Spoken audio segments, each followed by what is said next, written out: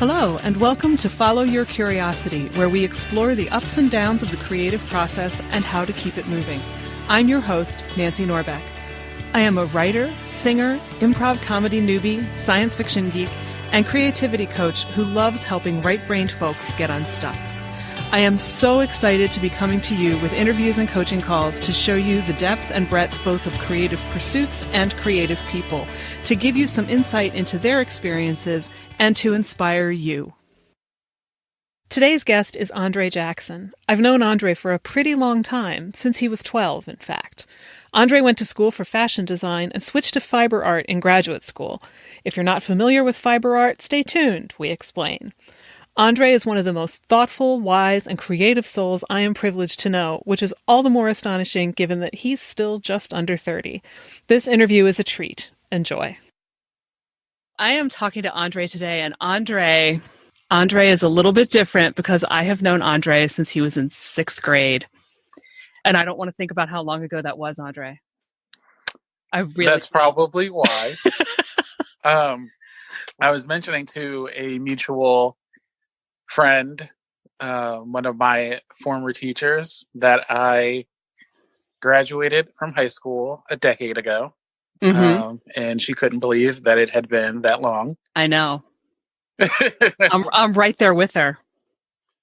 So yeah, you've known me for a very long time. A very long time. But that actually, I feel like that's kind of a privilege because I got to see you change and grow. So, you know, I mean, you were one heck of a cute 12-year-old, but you have come so freaking far since you were one heck of a cute 12-year-old playing a donkey in Pinocchio at middle school.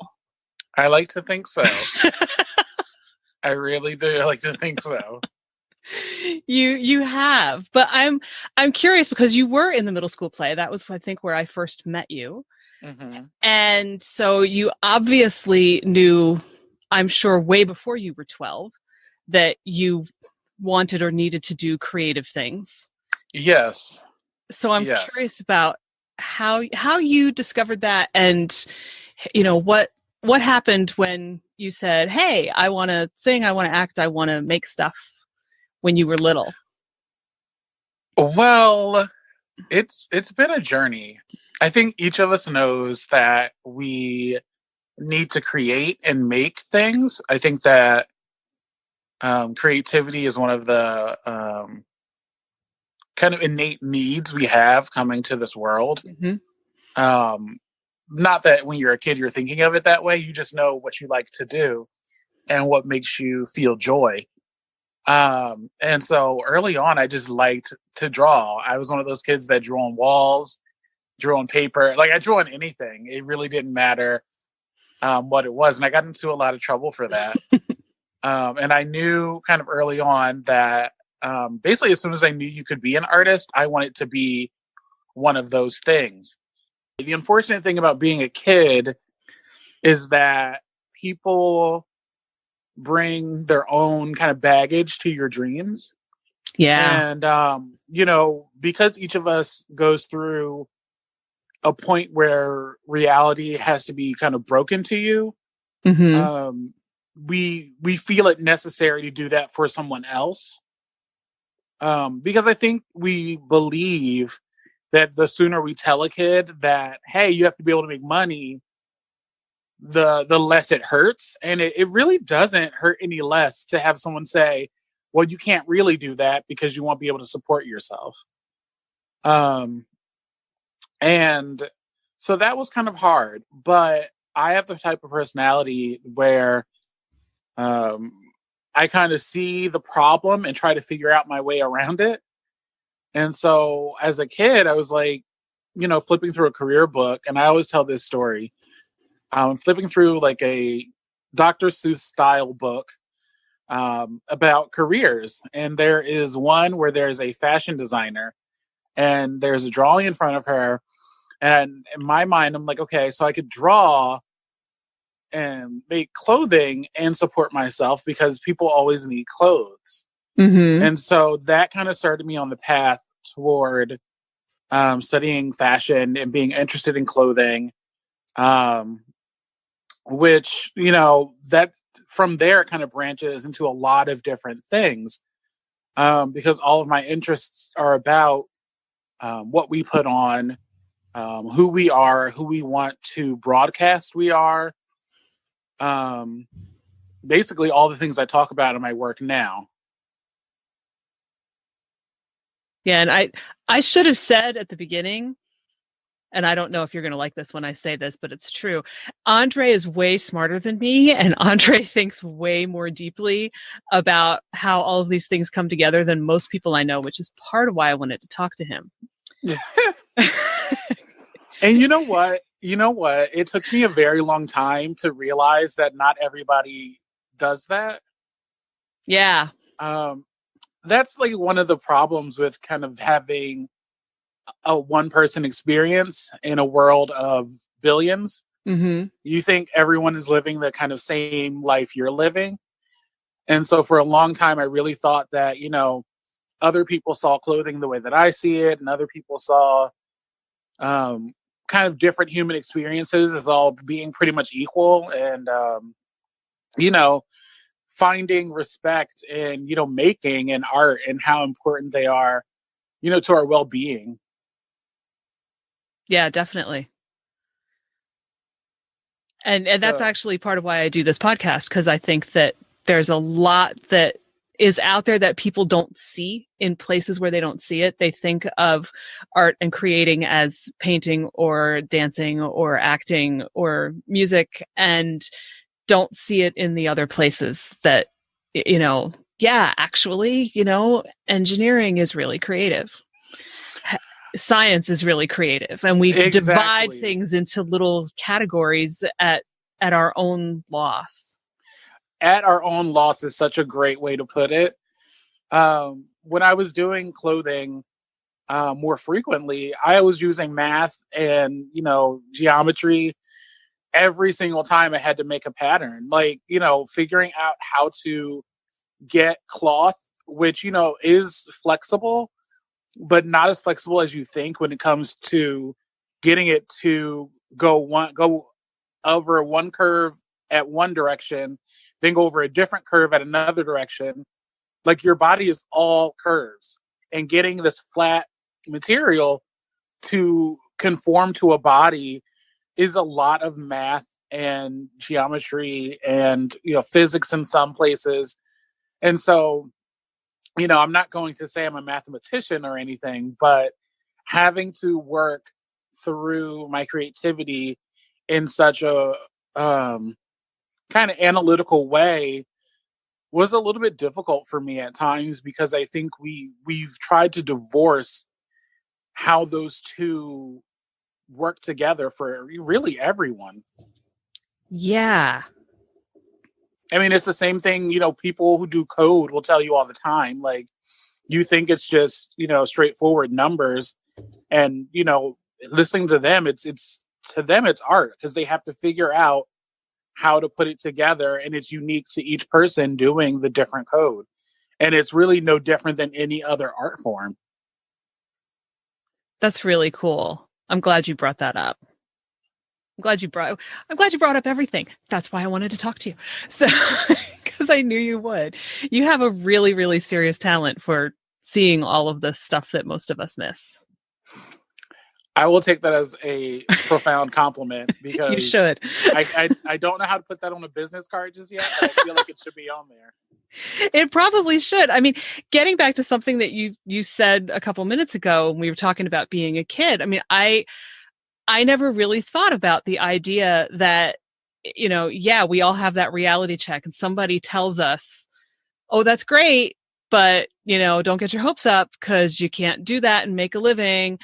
When actually you probably can. It's just that your odds are really small, but there is a significant difference there. And your comment about how people seem to think that that'll hurt less if they tell you when you're younger, but it doesn't, kind of makes me wonder how it is that you came to notice that. Well, I think that, I was just telling someone the other day that, hindsight is not necessarily 20/20. you're just able to understand a little bit better once you take off the blinders. Um, I can understand all of that now from the position I'm in as someone who's pursuing the things that they want to pursue. And, I'm not necessarily financially successful at this point, but, I've done a lot of things that I never thought I would do, simply because I didn't think it was possible because, people are telling you that you can't do something that in your heart you're Mm-hmm. meant to do. And so you can kind of follow the script your entire life, but still have this nagging feeling like this isn't what I'm actually supposed to be doing. Yeah. And that's kind of where I got with fashion. It could only fulfill my desire to create as far as the limits of, making the same thing could take me. Like at the end of the day, I don't have the same passion for clothing as, a Balenciaga or, a Coco Chanel, where they really enjoyed clothing so much and really enjoyed dressing people to the point where they could become innovative in their field. Mm-hmm. I love what I do now because it's specific to me and my vision and my point of view. And for some reason, everything I've done up until now was just insufficient in terms of really capturing everything I wanted to say and everything I wanted to do. So how is it that you moved from fashion to fiber art specifically? Well,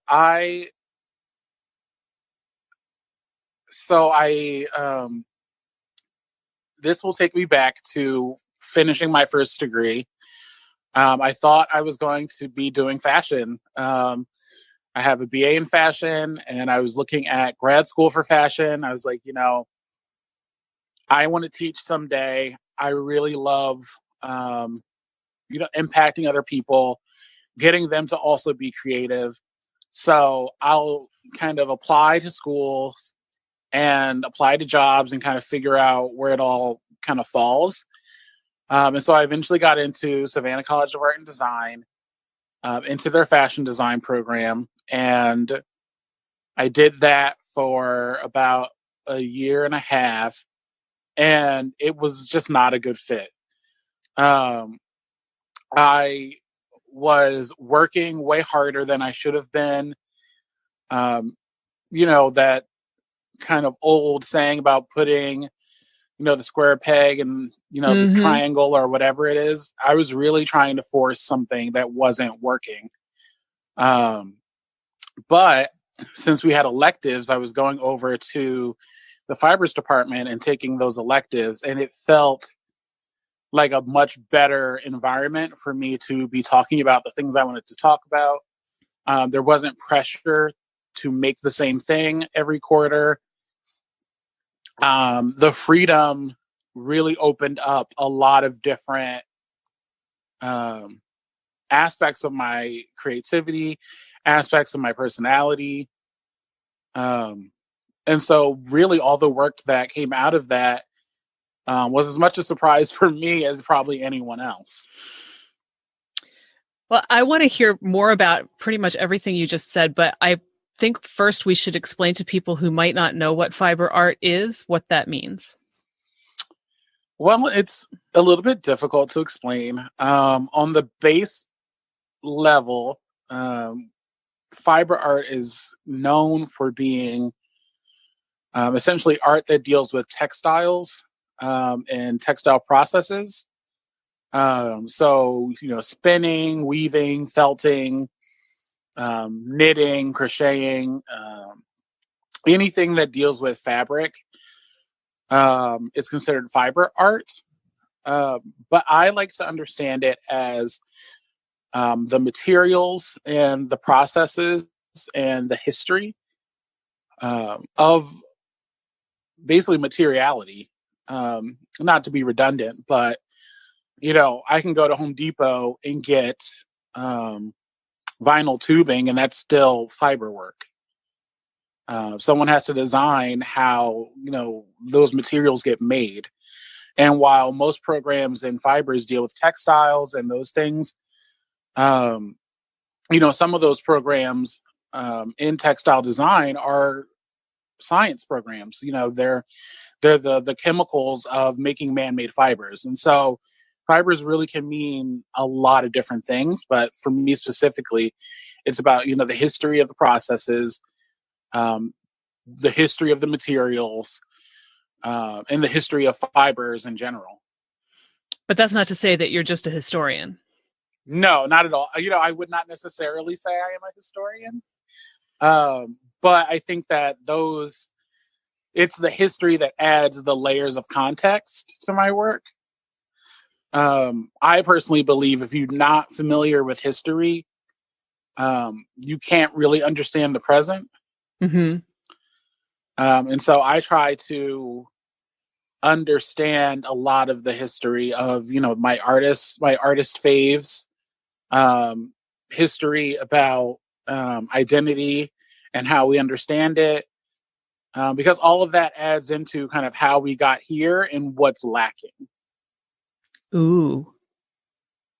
Yeah, exactly. So if I'm reading something and I say, oh, okay, this is what work has already been done, and we're still kind of talking similarly about it today. So what happened in the last, 2 or 3 decades that we didn't start to, fill in those gaps? What have we kind of lost, and where was the ball dropped? Oh, that's a deep question. I can just imagine that you could get lost down that rabbit hole pretty easily. Yes. But I think that, for me, because I am so interested in so many things, it's a lot easier for me to kind of put a plug in it and then go read something else. And then I'll, have a moment where it pops back into my head. Oh, there was that one thing in that one book. And then I have to go back and try to figure out which book it was in, because at that point I've already read something else or watched something else. But eventually when I find it, I'm like, oh, okay, this relates to this, that relates to that. And then I'm thinking, okay, well, I wonder if those people talk to each other, or I wonder if those people have a similar mentor, or if their mentors talk to each other. Like how are these people connected? If they didn't live at the same time, did this person ever come across this other person's research or writing or anything like that? Is there a particular place where you learned to start making connections like that, or did it just kind of happen organically? I think it kind of happened organically for me. I think it's just the way that I kind of came to knowledge. I have always been deeply interested in learning. And I think that when you are a member of a marginalized community, you kind of get used to having insufficient knowledge coming your way. For example, I can get plenty of information about Black history in school, not so much queer history. Right. Which that's starting to change, but that means I have to go and look for it. And then once I go and find queer history, well, surprise, there's not very many brown people, not very many people of color. Right. Specifically, where are the Black queer people? Where do I see myself in that world? And so as a result, I'm forced to start to piece together my own kind of base of study. I have to figure out, who am I going to read? Who am I going to watch? Who am I going to listen to start to piece together my image in the world? And I'm just thinking as I'm listening to you that so many of us never do that at all. And yet I bet more people do it than I would realize. If I could look at a number, I bet I'd be surprised. I think you would be surprised, but I also don't think it's as many as should be doing it. I think most people kind of just settle for kind of what's given to them, which I think is also a way to cope. But for me, it just never felt like enough. Right. And then from there, I'm starting to see, similarities in experience. How people are treated, how people want to be treated, how communities are formed. And to me, that is a form of creativity. Building your own self-image and self-worth, and then seeing the possibility and the creativity in others. Yeah. And I'm thinking too, like, we ought to be very, very clear that it's not necessarily a judgment on people who don't do that kind of research, because everybody still has the same 24 hours in the day and the same obligations. And there are issues of time and priority and things like that. But I can't imagine how it doesn't lend an awful lot of depth to your life and your work if you have the time and the inclination to do that. And having seen your work, I know that it informs pretty much everything you do. I was just about to say that. I mean, it works for me because this is the life I want to live. Like, this is a full-time job in my head, where, I make objects, I make art, but then I also read a lot of research because I want to also write about the art that I'm making, and the worlds I'm creating by making the objects that I make. To me, that is what I am supposed to be doing, so that the person who works, more than 40 hours a week and doesn't have time to do even a fraction of what I'm doing can come and see my art, maybe not get it right away, but then it'll click for them at some point when they're living their life. Oh, that's what that's about. Mm-hmm. That relates to what I feel and what I know to be true from my experiences. Yeah. And I think too, you describe yourself as a visual artist, a writer, and a scholar, but with you, that's really not three separate things. It's I want to say symbiotic kind of thing, even though it's three of them. I don't know if that word works exactly that way, but we'll pretend it does. Because I don't think you can separate those three things out. They are not separate for me. I am realistic about how the world views artists and how the world views writers and how the world views scholars. Because we view those as separate people, separate jobs, and separate occupations, I feel the need to make sure that it's known, like, these are the three things I do. And so even if I only write one thing in a year, that doesn't make me not a writer. Even if I only research a couple things in a year, that doesn't make me not a scholar or a researcher. And if I only make one object in a year, that doesn't make me not an artist. Like, none of those, like, all of those things come together in my work. And so really, when I'm making an object, I'm thinking about the research that I did, and I'm thinking about how I'm going to write about it. When I'm writing, I'm thinking about the objects that I made and the research that now needs to go into this writing. And when I'm doing research, I'm thinking, how can I make this into an object that talks about all these things that I'm researching? And how then can I write about this in a way that respects the work that I'm doing as a visual artist and also pays homage to the research that I'm doing? Because I don't make anything in a vacuum. I mean, no one makes anything in a vacuum, but I just think that the research that I do has such an important and special part in the process that I make sure I tell people all the time, like, I'm a researching artist.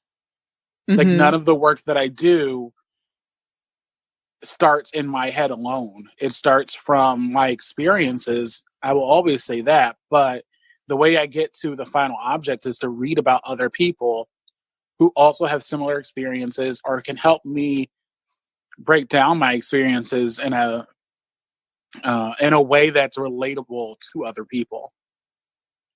That makes sense. So do you find that synthesizing all of those three things happens more in one particular part? Like, for me, it would probably happen more in writing, because I find that's where I find out what I really think. but I don't know if it's still that as interconnected for you among the three, or if it's particularly one or the other. It really happens all at the same time, which I know sounds crazy, but I have the idea about something I want to make, and then I also think about who can I read to kind of get those ideas together. For example, right now I'm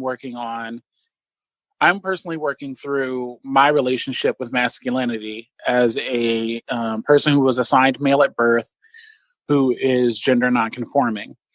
And outside of the fact that I'm making objects that are going to be exploring masculinity and my ideas around it, I'm also reading about masculinity. Right now I'm reading Bell Hooks, We Real Cool, where she investigates Black male masculinity. And then I'm thinking about, okay, so once I finish doing some of that research, I can start to write about my personal experiences, how that starts to shift based on the research that I'm doing, and then how the work comes to be in terms of the physical objects and why the choices I'm making reflect the research that I'm doing and the experiences I had. And so I'm thinking about all of those things at once. I'm not physically doing all of them at once because that's it. Honestly, they're massive undertakings. And I think that's one of the downfalls of being the type of artist that I am, is that people don't necessarily see all the other work that I do. Right. In the background, they see the objects and they're like, oh, that doesn't take you that long. Well, once I make it, it doesn't. But when I start, it takes a very long time because I'm not just making the object. By the time I get to the actual making part, like the actual finished product, I've already done multiple hours and weeks of work. So it really just all happens at the same time, because by the time I kind of start an object, I've already kind of poured over it in my mind, and I've already figured out which books I'm going to be reading at the same time.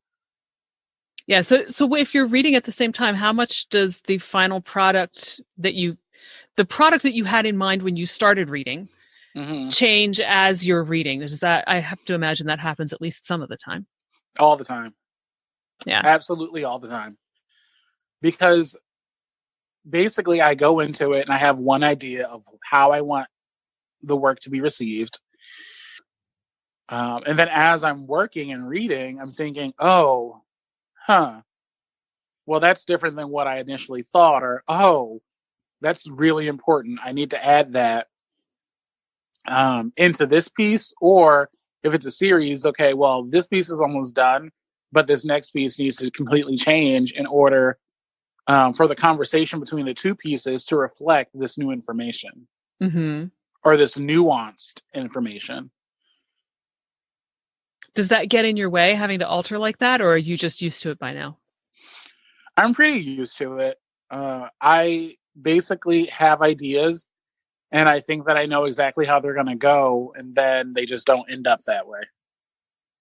That sounds like the way I write a book, so I get that. Basically, my brain cannot slow down, and so I have to speed up my creative process.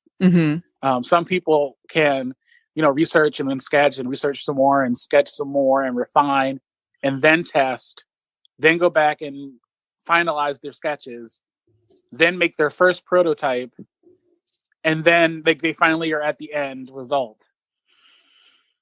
By the time they've done that, I've already had 10 more ideas.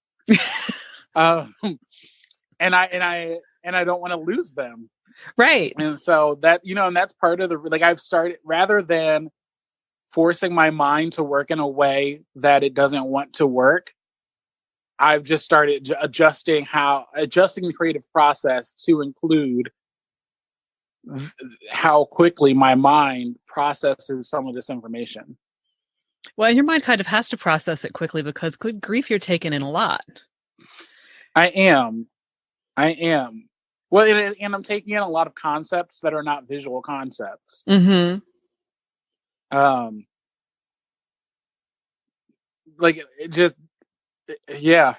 I don't even know how to describe that. It's just, I was trying to figure out, how do I talk about, race being a social construct and, gender being a social construct and, all of these things that are being studied sociologically through visual art. And then how do I also do that while respecting the aesthetics that are important in visual art and respecting the gravity of the field of study that is sociology. That's immense. That's like a thesis right there every single time. Yeah, basically. Yeah. And I do want to say that, there's nothing wrong with adjusting your creative process to make it work for you. There's nothing that says that the other way that you described is the right way or the only good way or anything like that. I mean, you wouldn't be able to do what you do if you tried to do it that way. And that's precisely correct. And I think that is one of the tough parts about studying creativity in a professional environment. Mm-hmm. I.e. going to school for art. It's you have people telling you one way to do something because it's the way that they were taught to do, and it ended up kind of working out for them, and they think it will be able to work for everyone. Mm-hmm. And it does not necessarily work that way for everyone. No. So figuring out my own way to work was really important. And then learning how to stand up for my way of work. Ooh, tell me more about that. Well, I think that people kind of see the amount that I do and they think, well, it can't be done. Like you're taking on too much. And it's like, I have to tell people what gets done is what gets done. When I was in undergrad, I started out studying costume design because it bridged the gap between fashion and my interest in theater. And I ended up having to costume a show in 3 weeks. Ooh. Which is crazy. That's like no time at all. Mm-hmm. And there are things I would have done differently. There are things that I would have loved to pay more attention to. But my mentor at the time told me that the show you did in the 3 weeks was the show you were supposed to do in the 3 weeks. If you had more time, you would have done something completely different. Mm-hmm. But you didn't have more time. And so you didn't do anything completely different. And that has kind of stuck with me. What I have done when I have it done is what it was supposed to be. Mm-hmm. For some people, they hear that and they're like, well, if you had done less and focused on those things, you get those things done. And while that may be true for some, that's not necessarily true for me. Mm-hmm. In grad school, I basically made all of the work that I was showing at the end of the summer during the summer. But I had also prepped before that summer all the things I wanted to actually get made. And so because I had already done work to kind of prototype some of those ideas or work through some of those ideas, it made it easier for me when I got to that point to just say, okay, this is what I need to focus on. This is what I need to do. All right, I'm tired of doing this one thing. I need to go do this other thing. Mm-hmm. I actually experience more burnout when I try to focus on one project than I do when I actually am able to, put my crocheting down and go do some weaving. Put the weaving down and go do some reading. Put the reading down, write some poems, journal, anything else that kind of makes my mind do something different so that I don't experience fatigue as quickly. Yeah, human beings were not meant to do the same thing over and over again for an extended period of time. And I often will tell people, who have lots of different ideas and can't decide which one to do, is like, go do the one that calls you the loudest today. And then tomorrow, go do the one that calls you the loudest. And, it may not be the one you did today. There's nothing wrong with that, which is exactly what you're talking about. And that has been what works for me. Like right now I'm having some issues because I can't possibly do a lot of the things I was doing before. I don't have the same amount of space. Mm-hmm. And so production is a lot slower now because I'm like, well, I only can do 2 things at once. and that actually bores me. But yeah, figuring out that that's the way I work was actually the kind of breakthrough towards figuring out the best way to be creative. Well, yeah, it would be. And there was also something that you said that I don't remember now exactly how you said it, but along the lines of, when you said that your mentor said, this is the thing that you were meant to do in this amount of time. Right. I think we get so hung up on the idea of the best, right? Mm-hmm. Like, I want to do my best. I want to do the best, when, I'm not entirely sure there is a best. I think it is, this is what you were meant to do right now. You did the best you could with these circumstances, and that's plenty. I mean, I don't even want to say that's good enough, because good enough doesn't sound good enough, Right. But there's nothing wrong with doing the best work you can do given the circumstances you have. And there's no reason not to be proud of that. You're exactly right. We get hung up on it. One of the issues for me, and I want to be as transparent as possible, because I think you can look at my practice and see beautiful objects and see an immense amount of work, because it is there. But I also, wish I were able to do the same type of work through drawing. I've actually had a really bad relationship with drawing for my entire career as an artist, because I think that we don't let people stay where they are in terms of their process. A lot of times, mm-hmm. We're always pushing them to be better and do better and be better and do better, when sometimes you just need to sit where your current skill level is at, and kind of work out rather than working up. Mm-hmm. And it kind of kept me from drawing for a very long time. And like sometimes I'll pick it up and get really good, and then I'll kind of just drop it. And then when you go back to pick it up, it's not as good, because it's the same thing as doing a sport. Your muscles need to remember how to do it. You're training every time you draw. Mm-hmm. It's the same thing with any creative endeavor. Every time you do it, you're training. And so if you write a really bad novel, that was training. Yeah. If you, for example, if you're picking up crocheting and it's lopsided, that's training.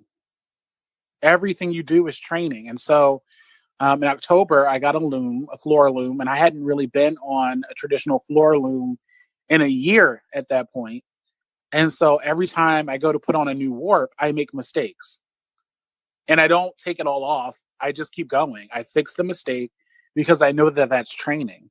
Mm-hmm. Because the next time, I'm probably not going to make the same mistake. And even if I do, I know how to fix it. Right. The world won't end.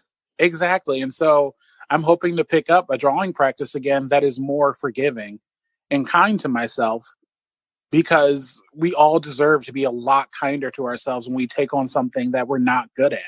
Oh, amen to that. I think we deserve to be a lot kinder to ourselves regardless, but especially when we think we're not good at something. I mean, part of what helped is that I have a grandma who worked in corrections for a very long time. And, she's retired now. And then she started picking up an art practice. And watching her growth has been really important to me.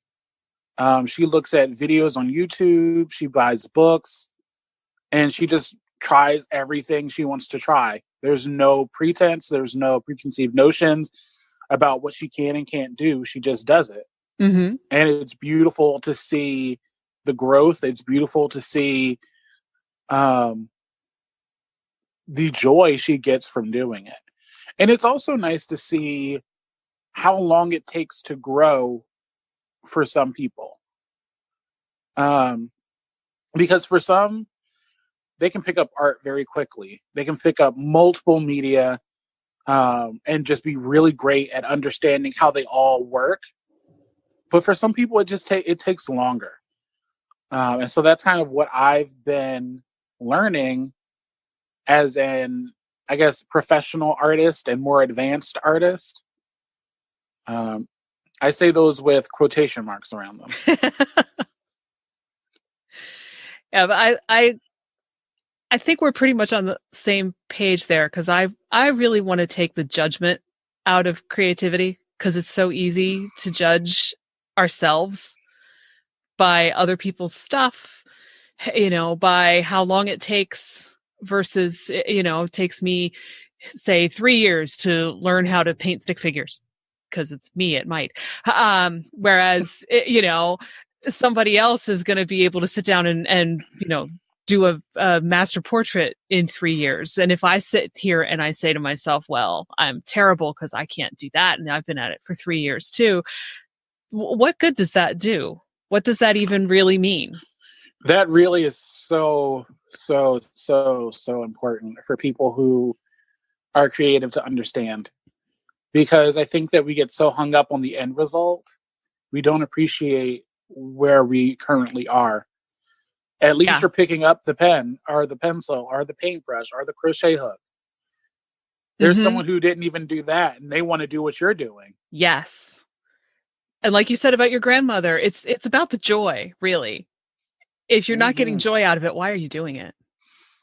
That's exactly it. That is really it.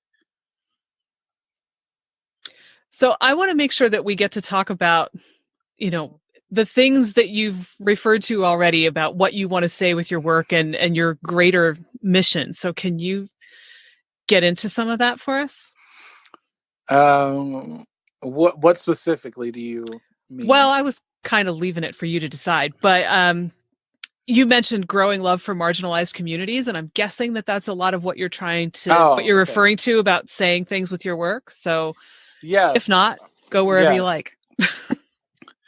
Well, the reason I asked kind of specifically is because there's just so much in the kind of realm of that that I can talk about a million different things. But specifically, when I first started making the type of work that I make now, which is about identity and finding the beauty in kind of myself, I wanted to create a mirror for other people to see themselves.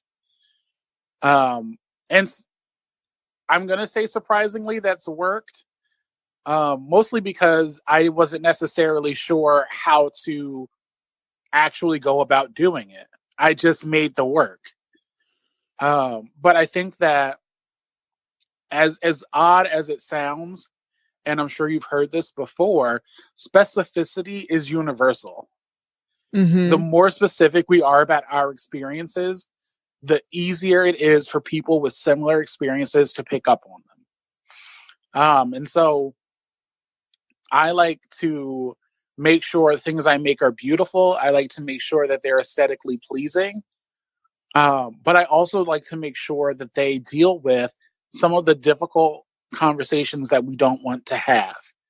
And I'm not necessarily saying that I have people in galleries having, conversations about race and crying and overcoming racism. That is definitely not what's happening. But a lot of people are seeing what they need to see in the work that I'm making. And I think that for me means I'm being successful in doing it. I would say so.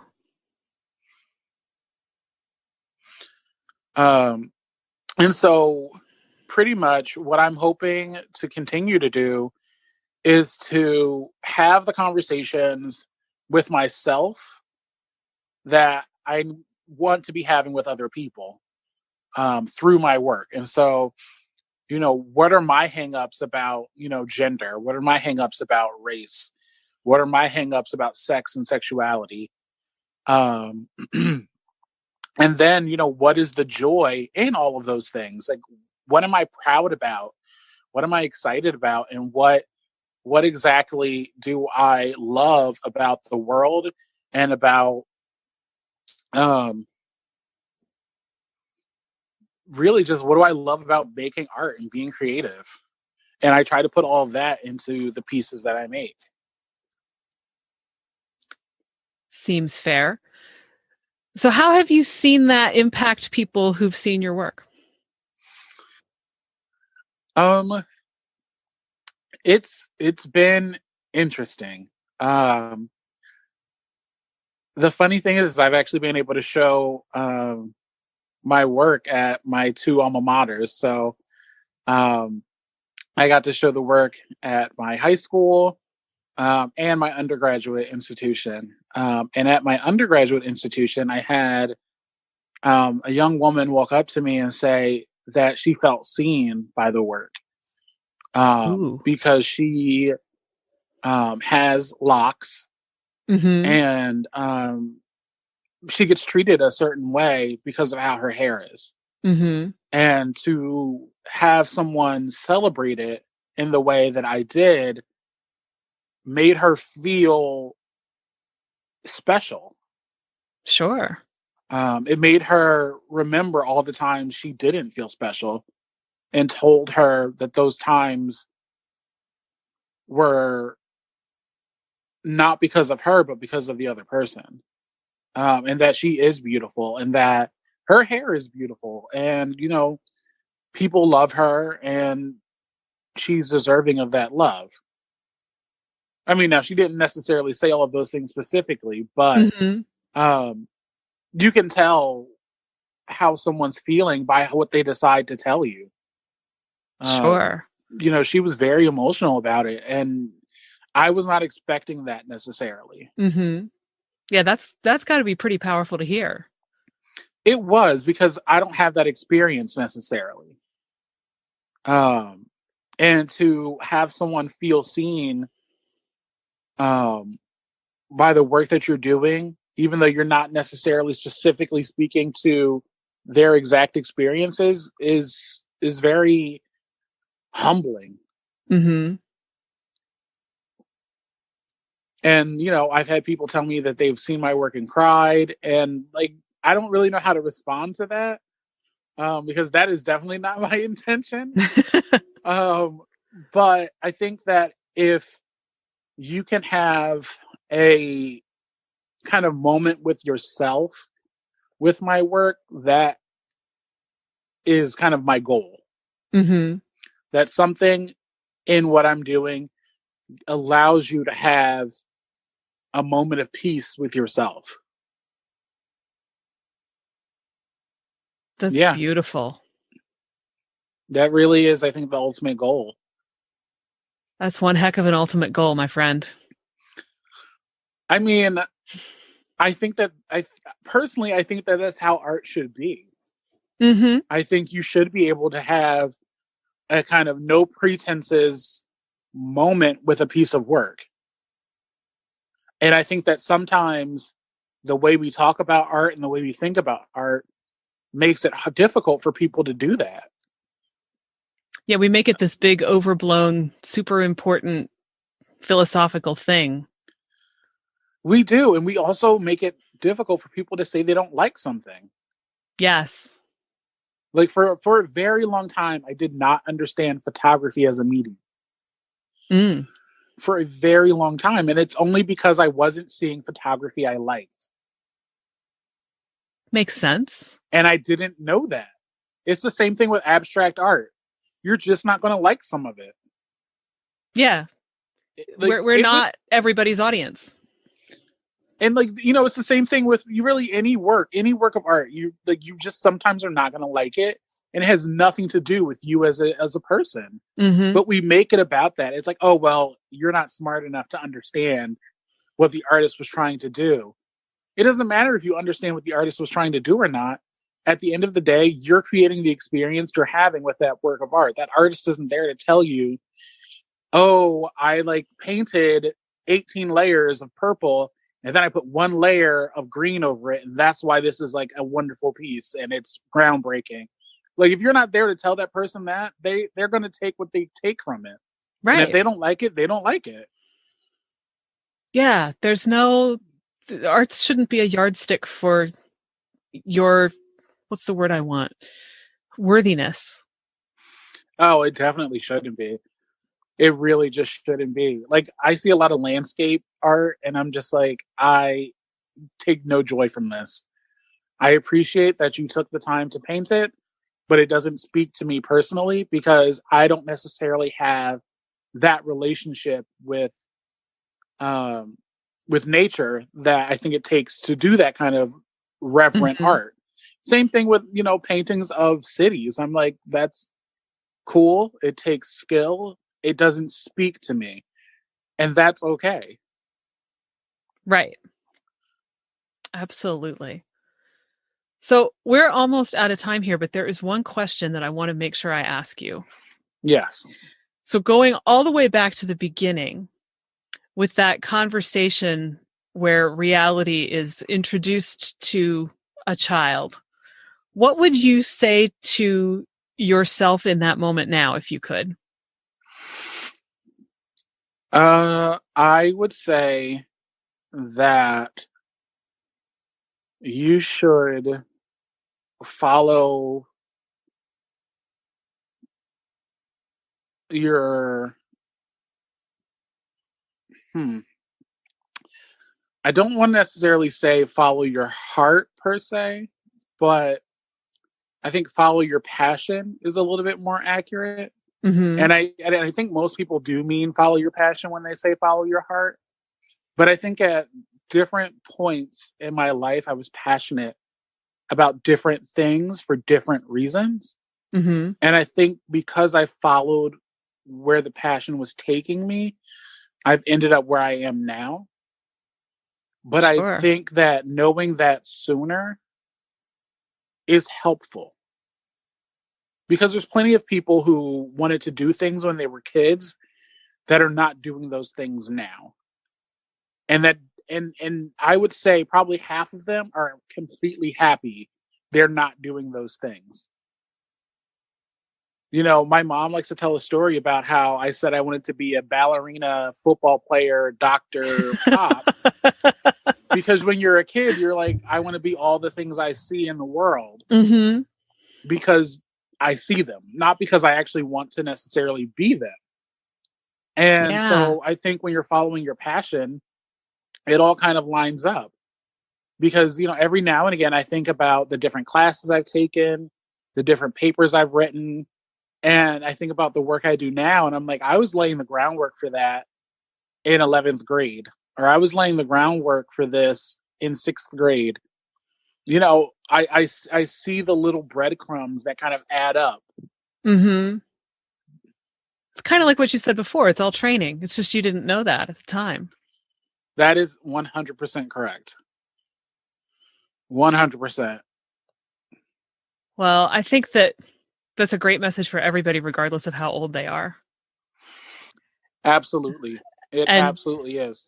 And it's definitely a good place to stop. So thank you so much. This has been a fabulous conversation. I've totally enjoyed it. Thank you for having me. You took me some places I was not expecting. Likewise. I'm really glad. It's been great.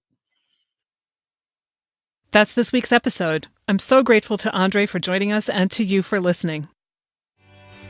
You can find show notes, the 6 creative beliefs that are screwing you up, and more at fycuriosity.com. I'd also love for you to join the conversation on Instagram. You'll find me at fycuriosity.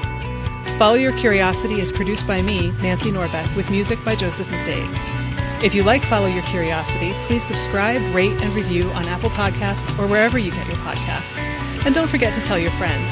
It really helps me reach new listeners. See you next time.